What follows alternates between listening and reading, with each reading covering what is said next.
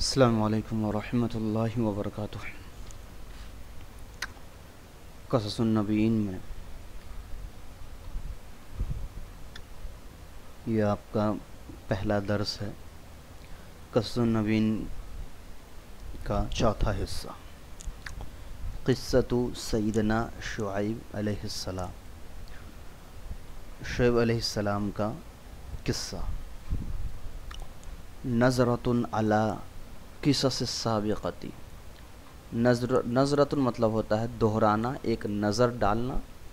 तो नज़रतुन अला क़िससिस साबिक़ती, पिछले किस्सों पर एक नज़र। क़राअतुम क़िस्सत सय्यदना इब्राहीम, तुमने सय्यदना इब्राहीम अलैहिस्सलाम के किस्से को पढ़ा। व सय्यदना यूसुफ़ अलैहिस्सलाम के किस्से को पढ़ा। सय्यदना मतलब हमारे सरदार। व क़राअतुम क़िस्सत सय्यदना नूहिन, सय्यदना नूह अलैहिस्सलाम के किस्से को पढ़ा। व सय्यदना हूद अलैहिस्सलाम के किस्से को पढ़ा। व सय्यदना सालेह अलैहिस्सलाम के किस्से को पढ़ा। क़राअतुम क़िस्सत सय्यदना मूसा, और तुमने मूसा अलैहिस्सलाम के किस्से को पढ़ा। फ़ी शैइम मिनत तफ़सीली व तत्वील, फ़ी शैइम थोड़ा सा, मिनत तफ़सीली व तत्वील थोड़े से तफसील के साथ, और दोनों के वही माने हैं, थोड़ा सा ज़्यादा थोड़ा सा कम। ये असल में एक ताबीर है कहने का। फ़ी शैइम मिनत तफसीली व तत्वील, ये एक ताबीर है। ये तब इस्तेमाल किया जाता है जब कोई बहुत बड़ी चीज़ होती है और उसमें से उसका कुछ हिस्सा हम कवर करते हैं, तो इस तरह के अल्फाज इस्तेमाल करते हैं। यानी मूसा अलैहिस्सलाम का किस्सा तो बहुत बड़ा है, लेकिन उस मूसा अलैहिस्सलाम के किस्से को हमने पूरा कवर नहीं किया है, बल्कि थोड़ा जो एक दरमियाना तफसील होता है, यानी न ज़्यादा कम न ज़्यादा ज़्यादा, बीच वाला जो हिस्सा होता है कि हम एक एवरेज में उस किस्से को पढ़ते हैं, तो उसके लिए आता है तफसील और तत्वील।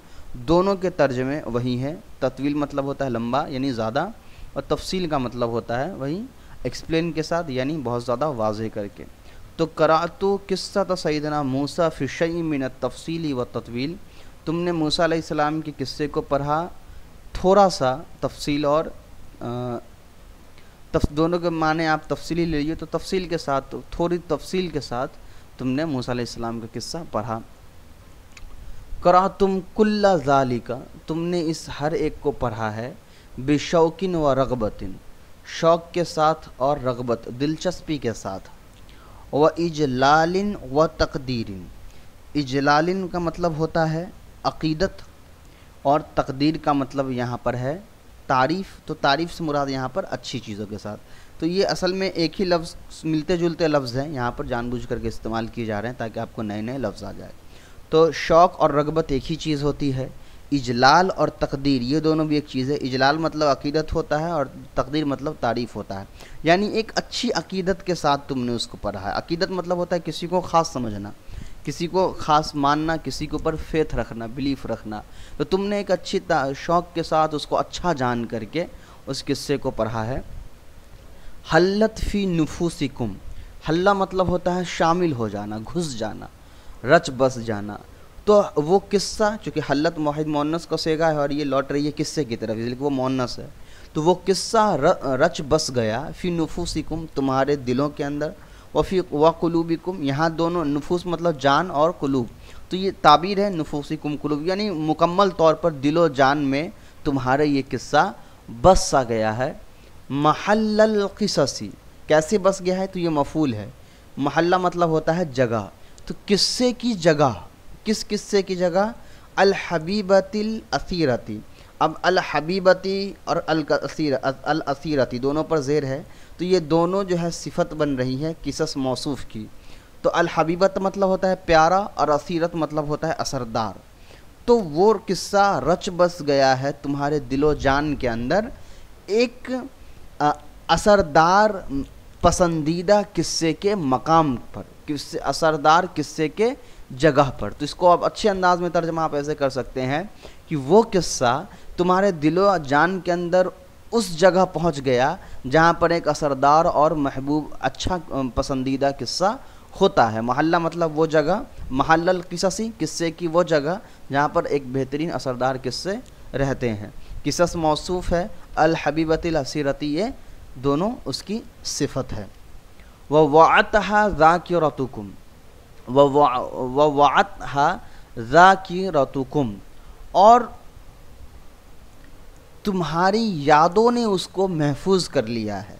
तुम्हारे तज़किरा, वाआ मतलब होता है बचाना, तो तुम्हारे यादों ने, ज़ाकिरात मतलब तुम्हारी बातचीत, तुम्हारी उस किस्से को दोहराना, तो उस तुम्हारे उस किस्से के दोहराने ने उसको महफूज कर लिया है, यानी तुमने उसको इतना रिपीट किया है कि वो बिल्कुल ज़हनी तौर पर तुम्हारे अंदर याद हो गया है।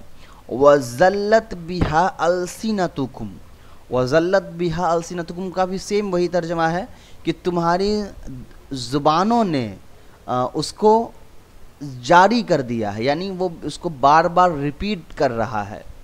वक़द रआकुमुन नासु, और तुम, वक़द रआकुमुन नासु, तुमको, कुम की ज़मीर मफूल की है, तुमको देखा है लोगों ने। वक़द रआकुमुन नासु, लोगों ने तुमको देखा है।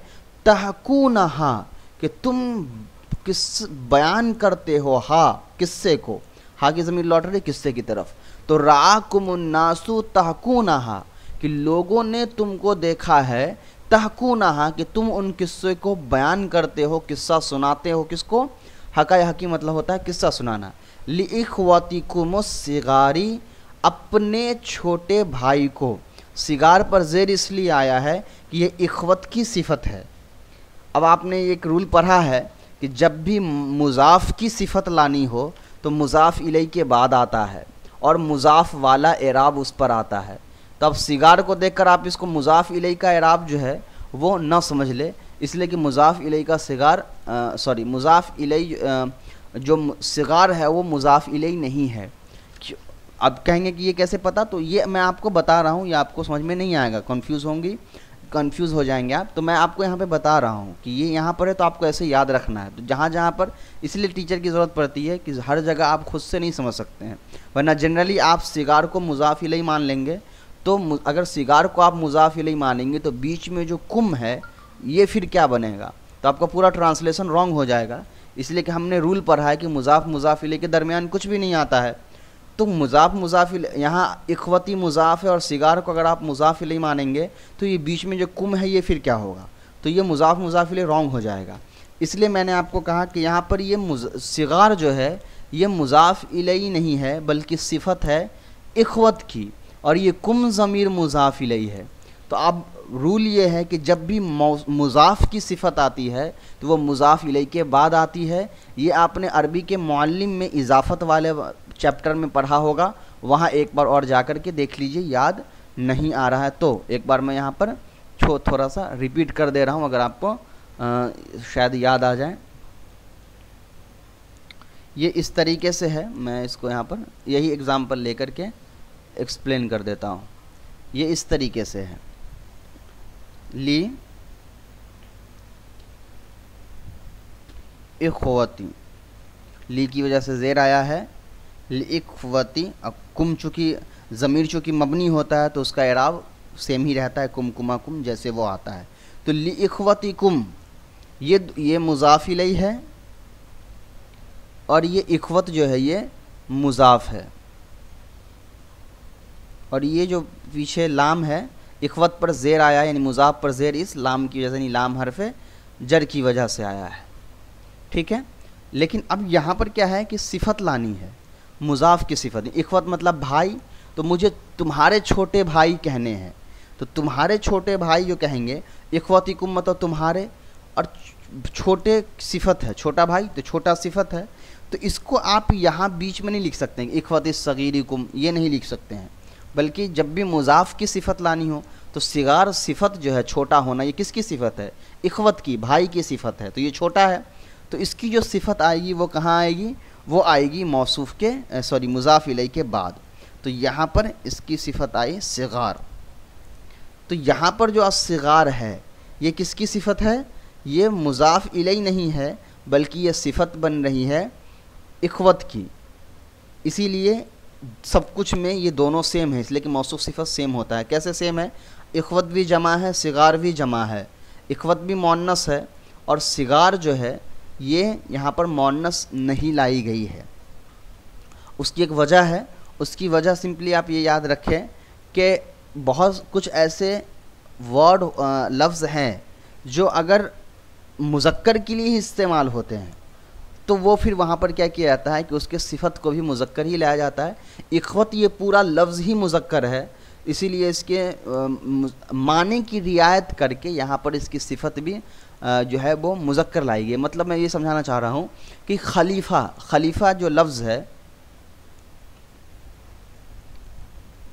खलीफा जो लफ्ज़ है, यहाँ पर आप देखिए कि यहाँ गोलता लगा हुआ है, लेकिन ये जो गोलता है ये असल में मुअन्नस की अलामत है, लेकिन मुअन्नस की अलामत तो इस लफ्ज़ के अंदर है, लेकिन अगर मुझे इसकी सिफत लानी है तो हम इसको मुअन्नस नहीं लाएंगे बल्कि मुज़क्कर लाएंगे। अब आप कहेंगे ऐसा क्यों है, जब अल खलीफा के अंदर मुअन्नस की अलामत पाई जा रही तो अल आलिमतु की जगह अल आलिमु क्यों लिख रहे हैं?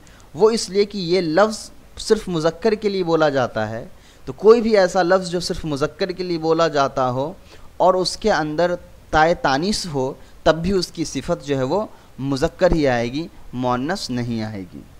तो समझ गए? अब यहाँ आ जाइए, तो ली इख्वती कुमुस सिगारी, तुम्हारे छोटे भाई।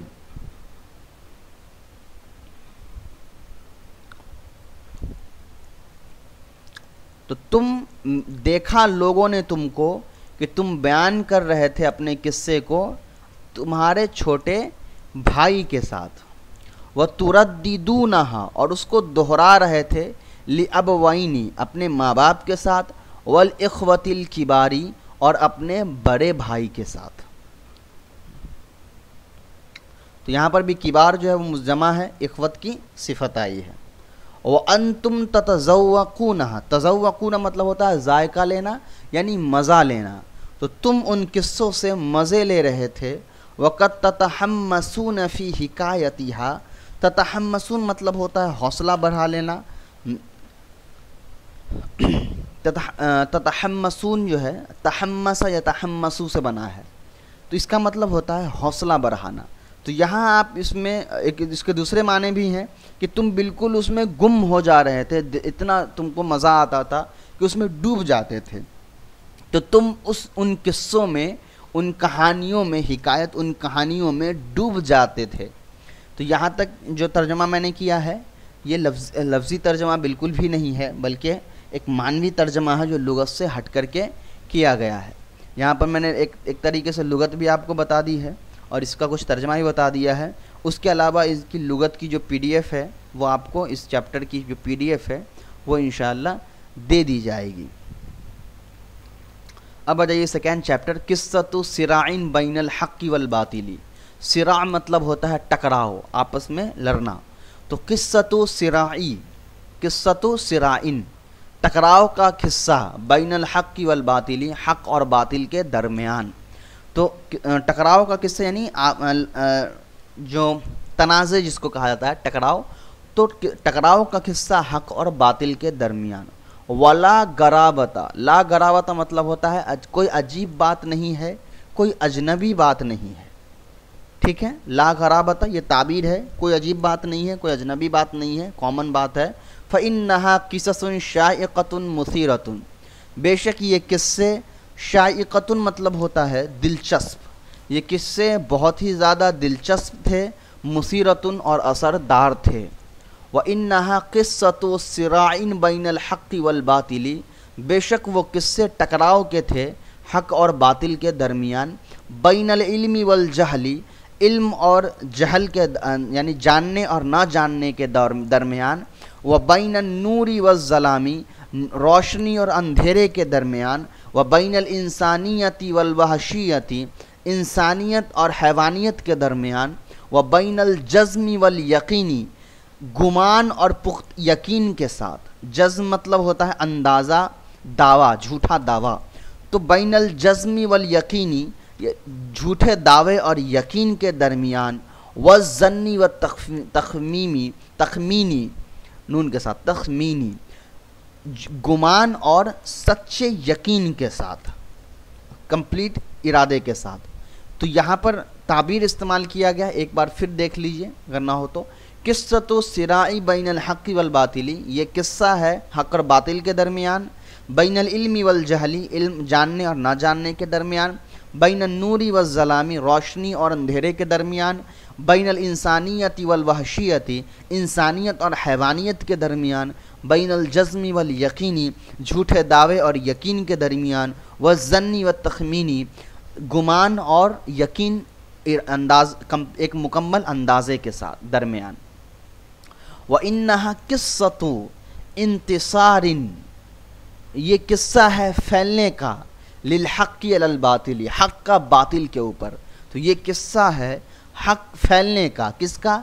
हक़ का बातिल के ऊपर। वल इल्मी अलल जहली, इल्म का जहालत के ऊपर। वल ज़ईफ़ी अलल क़वी, कमज़ोरों का मजबूतों के ऊपर। वल क़लीली अलल कसीरी, कम का ज़्यादा के ऊपर। किस्सतु फ़ीहा इल्मुन व हिकमतुन, ऐसा किस्सा जिसके अंदर इल्म और हिकमत है। व मौइज़तुन व ज़िक्रा, नसीहत और यादें हैं। मौइज़तुन मतलब असल में नसीहत है, ज़िक्रा मतलब भी नसीहत ही ले सकते हैं आप, नसीहत और सीख है। व सदक़ल्लाहुल अलीयुल अज़ीम, बेशक अल्लाह ताला जो बुलंद है उसने सच कहा है। लक़द कान फ़ी क़ससिहिम, बित्तहक़ीक़ कान फ़ी क़िससिहिम, उनके किस्सों में इबरतुन, इबरत है, नसीहत है, सीख है। लिउलिल अलबाब, अकल रखने वालों के लिए, समझदारों के लिए। मा काना हदीसन, वो कोई ऐसी बात नहीं है युफ्तरा, जिसको झूठ गढ़ा जाए। वलाकिन तस्दीक़ा, वलाकिन तस्दीक़ल लदी, लेकिन वो एक तस्दीक है उन चीज़ों की, बैन यदैही, जो उनके दरमियान है। वह तफसीला, और तफसील है, एक्सप्लेनिंग है। कुल्ली, हर उस चीज़ की, कुल्ली शयीन, हर उस चीज़ की। वह हुदा, हिदायत है। वह रहमत है, रहमत है। लिकौमी युमिनून, ईमान वाली कौम के लिए। कुरान की आयत है, इसलिए हो सकता है इसका ट्रांसलेशन अभी समझ में आपको ना आए, तो इसलिए मैंने इसको एक्सप्लेन नहीं किया है, धीरे धीरे समझ में आता जाएगा। अब एक बार फिर मैं वहाँ से कर दे रहा हूँ, देख लीजिए। सुम्मा इन्नहा किस्सतु इंतिसारिन, फिर ये किस्सा फैलने का है हक़ का बातिल के ऊपर, इल्म का जहल के ऊपर, कमज़ोर का मजबूत के ऊपर, कम का ज़्यादा के ऊपर। ऐसा किस्सा है जिसके अंदर इल्म और हिकमत है, नसीहत और सीख है। अल्लाह ताला ने सच कहा है। लक़द काना फ़ी क़िससिहिम इबरतुन लिउलिल अलबाब, अक्लमंदों के लिए उन किस्सों में नसीहत है। मा काना हदीसन युफ्तरा, वो कोई ऐसी बात नहीं है जिसको गढ़ ली गई है। वलाकिन तस्दीक़ल लज़ी बैन यदैहि, लेकिन वो एक सच्चाई है, तस्दीक है, सच बात मानना है उन चीज़ों का जो उन बैन यदैहि मतलब उनके दरमियान, यानी उनके पास पहले से जो किताबें हैं, उनके पास पहले से जो किस्से कहानियाँ हैं, उसी की तस्दीक है ये। व तफसीला कुल्ली शैइन, और हर चीज़ की तफसील है, हिदायत है, रहमत है ईमान वाली कौम के लिए। तो ये मैंने तर्जमा बहुत आसान अंदाज में इसको करने की कोशिश की है।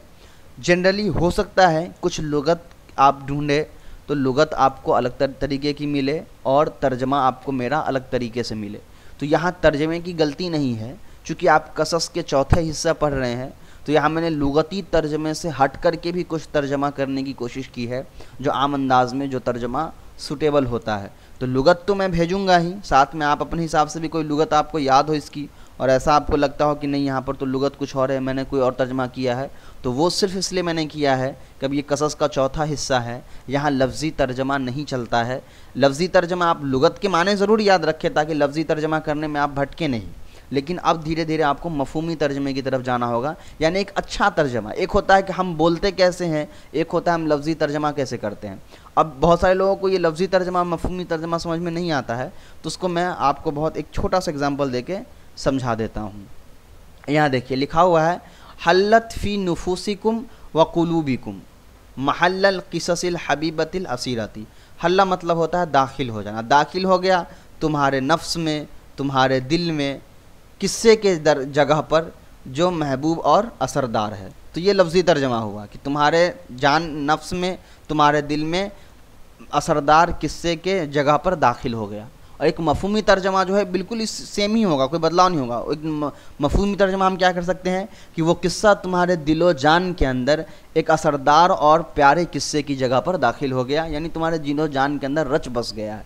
तो ये भी एक तर्जमा है, वो भी, दोनों भी तर्जमा है। तो धीरे धीरे आपको वो सीखना है। तो यहाँ पर बहुत सारे ऐसे लुगत होंगे जो जनरली आपको उसमें कन्फ्यूज़न होगा कि लुगत में कोई और ट्रांसलेशन माने लिखा हुआ है और मैं कोई और माने कर रहा हूँ, तो वो मैं सिर्फ इस वजह से कर रहा हूँ।